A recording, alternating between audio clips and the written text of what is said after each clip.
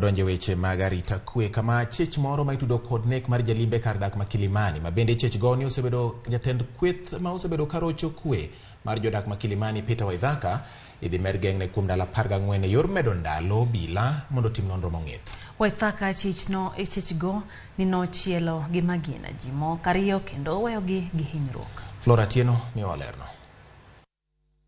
Peter Waithaka achich enek mar jalimbe Collins Mudie ne ochwal e nyim jang'ad bura e doho ma Milimani Bernard Ochoi ndalo 3 tok kane ondhiye. Kata kamano ne ok oyawne bura kaluwore ni obila matimo nonro no Jacob Ndunda kwayo mondo omed geng'ne kuom ndalo 21 ni mar gir lweny mane otigo e nek pok oyudi.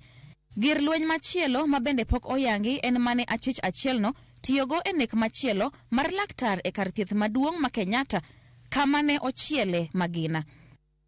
The complainant was shot, who is a doctor in Kenyatta National Hospital, was shot in the stomach, but he has since recovered.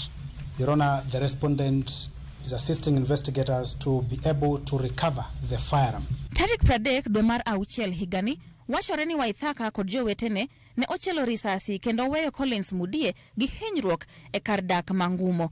E tipo mar kamera ma CCTV ma tarik 29 dwe mar 9, Waithaka ne omaki ka omonjo jolimbe 4 ka omanore gi magina. Ndunda wacho ni Waithaka biro konyogi ndhiyo achije mamoko ka simbe ma ong'we yamo ema itiyogo kaka ranyisi ni ne gin kanyo.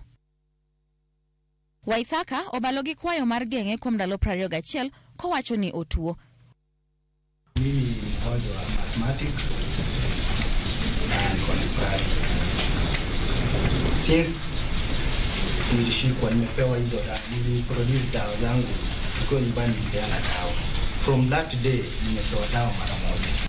Doho ogolo chik mondo omed geng'o Waithaka e tesend obila ma Capitol Hill kuom ndalo 14 e yor medo ndalo mag timo nonro. Flora Atieno, Ramogi TV.